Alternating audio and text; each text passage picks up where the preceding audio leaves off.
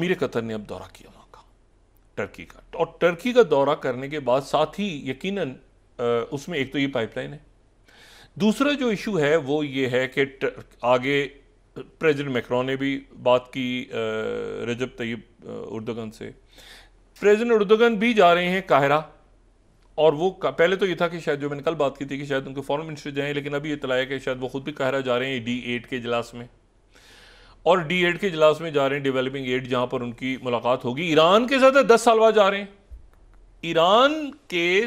देखें ईरान और मिस्र के ताल्लुकात कितने अजीब रहे हैं, यानी शाह ईरान जो हैं, अब जो है ना शाह ईरान, मतलब एक बहुत ही अजीब ताल्लुकात रहे हैं ना, कुछ मुल्कों के ताल्लुकात तो तारीखी तौर पे बड़े अजीब रहे हैं।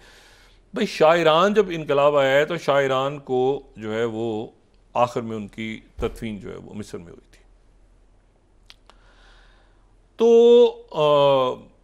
ये बड़े अप एंड डाउन, फिर कभी खुल गई एम्बेसी, नहीं खुली, फिर उन्होंने वो जो अनवर सादात को मारा गया तो एक सड़क का नाम यहाँ रख दिया, होता रहता है, इस तरह चलता रहता है, अप्स एंड डाउन्स होते रहते हैं। लेकिन ईरान के सदर भी इस वक्त पहुँचे हुए हैं जनाब, वो पहुँच रहे हैं या पहुँच गए हैं वो काहिरा में, और काहिरा में D8 का इजलास हो रहा है, और वहाँ पर रजब तैयब उर्दोगन भी मौजूद हैं, और वहाँ पर मौजूद हैं पाकिस्तान की नुमाइंदगी भी, बांग्लादेश के डॉक्टर यूनुस भी होंगे गालिबन।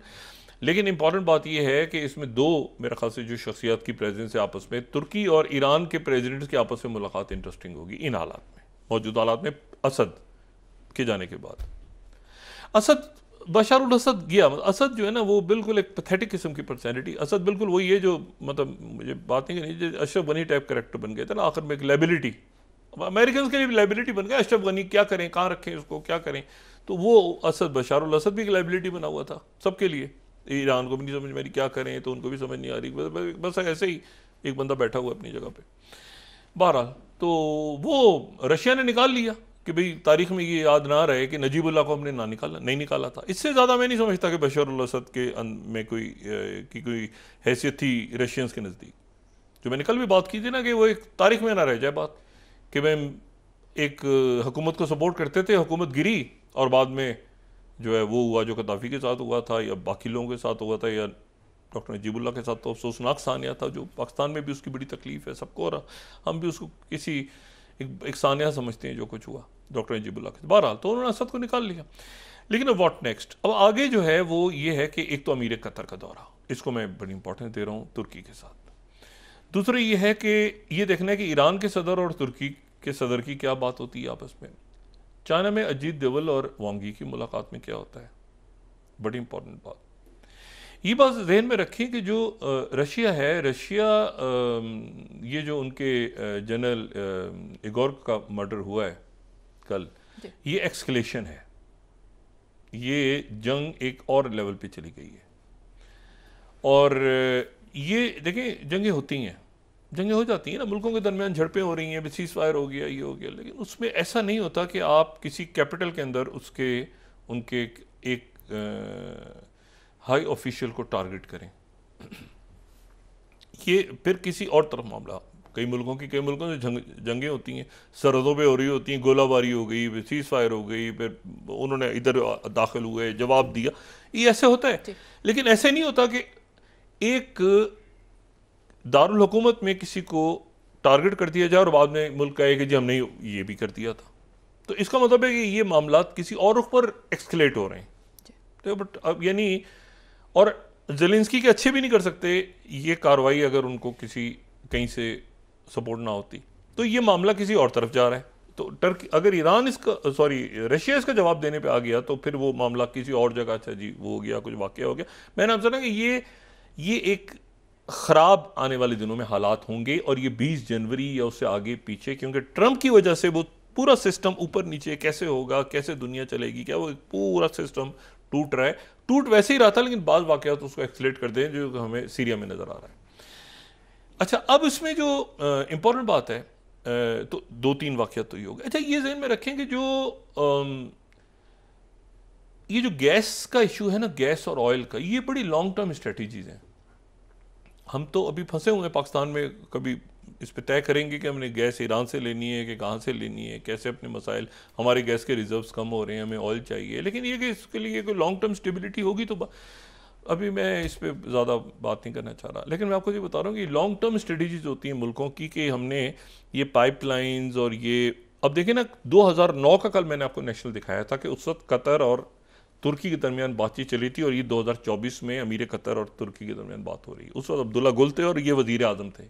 देखें रियासतें इस तरह चलते हैं, मुल्क इस तरह एक ताल्लुकात डेवलप होते हैं। अब तो ये ज़ाती दोस्ती है अमीर कतर की और रजब तय्यब एर्दोगन की, बड़े ज़बरदस्त ताल्लुकात हैं। एनीवे, एक बात आप ज़हन में रखें कि ये जो ऑयल एंड गैस का खेल है, ये चक्कर ये है कि जो रशिया है, रशिया ने एक उनका प्लान रशिया का, एक तो नॉर्थ स्ट्रीम है ना, नॉर्थ स्ट्रीम, एक साउथ स्ट्रीम पाइपलाइन भी थी, एक नॉर्थ और एक साउथ। जो साउथ थी वो, अच्छा वो उसको आप इसके साथ बिल्कुल ना मिलाएं जो कि ये जो नेबुको पाइपलाइन है। नेबुको पाइपलाइन तो वो है जो टर्की से गुजरती है, जो कल मैंने जिक्र किया था ना, नेबुको पाइपलाइन का जो मैंने कल जिक्र किया था, ये नेबुको पाइपलाइन जो है ये बिल्कुल डिफरेंट है, ठीक है ना। ये जो 9th स्लाइड है ये बिल्कुल डिफरेंट है। ये है कि आपने चलना है आज़रबाईजान की गैस को लेके, और उसमें अगर तुर्कमेनिस्तान आना चाहता है तो वो भी आ जाए, लेकिन आज़रबाईजान से गैस चलेगी, फिर जॉर्जिया जाएगी, जॉर्जिया से टर्की जाएगी, टर्की से फिर वो आगे जो है वो बल्गारिया, रोमानिया, यूरोप तक चली जाएगी। मतलब ये यानी रशिया को बाईपास करेगी, रशिया इसमें नहीं है। ये जो है ये एक पाइपलाइन है जो कि मुतबादिल पाइपलाइन कि जिसमें रशिया से गैस अगर यूरोप ना ले तो फिर कहां से ले, तो फिर यहां से ले। और टर्की दरमियान में एक ऐसी जगह पे मौजूद है जहां पे बहुत ज़्यादा टर्की के पास ज़खायर तो नहीं है, लेकिन टर्की एक ट्रांजिट ऐसा है जो एक आप समझें कि वो एक तरफ उसके कैस्पियन भी है तो मेडिटेरियन भी है, तो वो जियो स्ट्रेटेजिक लोकेशन में कहता हूँ भरपूर फ़ायदा उठाता है। अच्छा, अब आप इसमें ये देखें कि ये साउथ स्ट्रीम पाइपलाइन एक अलग पाइपलाइन का प्रोजेक्ट था। ये बनाया था रशिया ने, जैसे रशिया ने नॉर्थ स्ट्रीम 2 बनाए ना जो तबाह हो गए, नॉर्थ स्ट्रीम 1 और 2 जो भी यूक्रेन की जंग में, तो रशिया ने इसी तरह से साउथ स्ट्रीम पाइपलाइन का एक प्रोजेक्ट बनाया था। और वो साउथ स्ट्रीम पाइपलाइन का जो प्रोजेक्ट था उस पर उन्होंने इटली से बात की थी, इटालियंस के साथ उन्होंने बात की, उसमें फिर बल्गारिया भी आ गया, फिर उसमें रोमानिया भी आ गया, फिर उसमें बहुत सारे मुल्क आ गए, लेकिन फिर ये हुआ कि वो 2014 के बाद वो पूरा प्रोजेक्ट डंप हो गया। उसमें जो है वो रशिया टर्की को बाईपास कर रहा था। रशिया नॉर्थ स्ट्रीम में टर्की को बाईपास कर रहा था, सॉरी साउथ स्ट्रीम में। जो साउथ स्ट्रीम पाइपलाइन जो थी उसमें टर्की बाईपास हो रहा था, सिर्फ टर्की के कुछ पानी उसमें थे, टर्किश वाटर से वो गुजर रही थी पाइपलाइन। अच्छा, ये जो पाइपलाइन है, मैं सिर्फ आपको इसमें थोड़ा सा इसका रेफरेंस देके और फिर इसके बाद हम इसको आगे निकलते हैं। मैं सबसे पहले तो ये 7th स्लाइड यहां पे दिखा देता हूं। Russia ready to construct South Stream gas pipeline in case of guaranteed demand in Europe, ठीक है। फिर उसके बाद 8th slide, Russia carries out no work, Russia ने रोकने का ऐलान कर दिया था साउथ स्ट्रीम गैस पाइपलाइन पे। न्यूयॉर्क टाइम्स ने फिर बात की थी, हाउ प्यूटिन फॉर्ज्ड, ये 9th slide, a pipeline deed that detailed. फिर वॉशिंगटन पोस्ट ने इस पर तमस्कुर उड़ाया था कि Putin cancel new natural gas pipeline to Europe in a surprise move. फिर वॉइस ऑफ अमेरिका ने कहा था प्यूटिन कैंसल साउथ स्ट्रीम पर रशियन न्यूज़पेपर ब्लेम्स यूएस। तो ये जो पाइपलाइन है ये बड़ी इंपॉर्टेंट इसलिए थी कि ये जो है ये अगर आप इसको न्यूयॉर्क टाइम्स देखें 5th उस दौर का, तो Putin offers to make Turkey, फिर प्रेसिडेंट प्यूटिन ने कहा कि हम टर्की को ही, पिछले साल 2022 में प्रेसिडेंट प्यूटिन ने कहा था हम टर्की को ही गैस का हब बना देते हैं और यहां से ही गैस जाया करे, क्योंकि नॉर्थ स्ट्रीम भी तबाह हो गई है, साउथ स्ट्रीम भी तबाह हो गई, तो टर्की को ही हम गैस का हब बना देंगे और यहीं से गैस आगे जाया करे। और मैं याद दिला दूं लोगों को, ये 5वीं slide, Putin offers to make, ठीक है। अच्छा, और फिर उसके बाद टर्की ऑफर्स 4th हुर्रियत, Turkey offer alternative energy hub for Europe. और ये फिर टर्की ने जो है वो अपने, अच्छा बीबीसी ने तमस्खुर उड़ाया था जब साउथ स्ट्रीम गैस पाइपलाइन गई थी ना 6 लाइट, तो 2 पाइपलाइंस थी।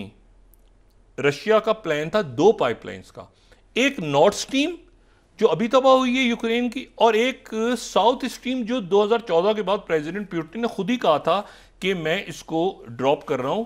और ये 13वीं स्लाइड भी मैं उस जमाने की दिखा देता हूँ, न्यूयॉर्क टाइम्स है 2015 का, Russia pressed ahead with plan for gas pipeline to Turkey. अब इशू ये था कि ये पाइपलाइन साउथ, और इसको हम दोबारा दिखा के फिर आप ब्रेक पे चले जाएं, कि ये कंपीट कर रही थी एक दूसरे के साथ। 8वीं स्लाइड, 8वें मैप को देखें, कंपीटिंग गैस पाइपलाइंस हैं ये, कैस्पियन और मिडिल ईस्ट, ये दोनों एक दूसरे के साथ कंपीट कर रही थी। 8वीं स्लाइड का हम दिखा देना मैप। अगर एक जो साउथ स्ट्रीम पाइपलाइन है, साउथ स्ट्रीम पाइपलाइन, ठीक है, जो येलो है, वो टर्की से नहीं गुजर रही, वो रशिया का प्लान था। जो येलो है, ठीक है ना, वो आपको ऊपर से नजर आ रही है ना, टर्की, वो टर्की बाईपास हो रहा है उसमें। जो ये डॉटेड है, ये नबूको पाइपलाइन है, इसमें रशिया बाईपास हो रहा है और ये टर्की से गुजर रहे हैं। तो अब वो जो साउथ वाली थी, साउथ स्ट्रीम, वो 2014 में फारिग हो गई, 14, 15, 16 में। और जब बाद में यूक्रेन का फड्डा हुआ तो उसमें जर्मन से वो सबोटाज हुआ, जो भी हुआ, सीमोर हर्ट्ज की स्टोरी पे बिलीव करें, जो भी करें, जो वो भी फारिग हो गई पाइपलाइंस।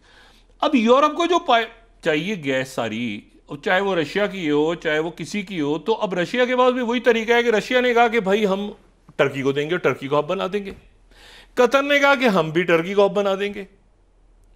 सऊदी अरेबिया को इस पर कोई इतराज नहीं होगा, क्योंकि कतर, मतलब देखें ना, सऊदी अरेबिया जो है वो ये गैस है, ये LNG है, ये ऑयल नहीं है। तो इसके ऊपर सऊदी अरब भी शायद मान जाए, क्योंकि जो टर्की, देखें ना, टर्की, सीरिया में टर्की और कतर और ये मुल्क सारे हैं ना, तो इस वक्त शायद सऊदी अरेबिया भी, उस पर कोई इतराज तो नहीं बनता कि सऊदी अरेबिया इतराज करेगा। जॉर्डन तो बिल्कुल भी नहीं करेगा, वो तो बीच में चारों तरफ से टर्मोइल। तो टर्की ने अपनी जियो स्ट्रेटेजिक पोजीशन से भरपूर फायदा उठाया। रशिया भी टर्की के साथ होगा, ये मैं बता, रशिया को कोई इशू, रशिया तो पहले ऐलान कर चुका था ना, हमारी साउथ जो सदर्न स्ट्रीम है वो पहले 2014 में फारिग हो गई थी, ये अभी फारिग हो गई, तो हम तो टर्की को अपना हब बना रहे हैं, टर्की के थ्रू ही तो देंगे हम यूरोप को, तो कोई इशू नहीं होगा। पुतिन और उर्दगन के ताल्लुकात ये बशर अल असद से कभी भी इफेक्ट नहीं होंगे।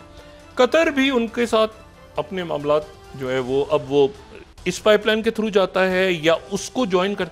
ईरान भी कह चुका है कि हम नबूको में भी जाने को तैयार हैं और हम इस कतर वाली पाइपलाइन में भी जाने को तैयार हैं, और वो ईरान, इराक, सीरिया वाली पाइपलाइन साइड पे चली गई। तो इस पूरे झगड़े में, इस पूरे फड्डे में ऑयल एंड गैस की लॉन्ग टर्म स्ट्रेटजीज, जो कि कई दिहाइयों तक चलते हैं मामला। अब होता है यहाँ तालिबान से 9/11 से पहले तालिबान से तापी के ऊपर बात हो रही थी अमेरिकन से, ठीक है ना। ये 9/11 से पहले 9/11 हो गया, वो रुक गई, लेकिन उससे पहले तापी के लिए बातचीत के लिए अमेरिकन तालिबान से बात कर रहे थे। तो ये जो लॉन्ग टर्म बीच में फटा पड़ गया कि जी वो, और जाहिर है फिर चाइना आ गया, रशिया, वो पूरी डायनामिक चेंज हो गई। लेकिन मैं आपसे सिर्फ ये कह रहा हूँ कि आप देखेंगे जियो स्ट्रेटेजिक और पॉलिटिकल लॉन्ग टर्म स्ट्रेटजीज में रियासतें किस तरह मूव करती हैं। वक्फा लें, उसके बाद एक तो CIA के डायरेक्टर कतर पहुंच गए, विलियम बर्न्स दोबारा, और उनके साथ एक और साहब भी पहुंचे हैं, वो नए हैं, बिल्कुल नया नया उनका नाम है, लेकिन पाकिस्तान उनको याद है।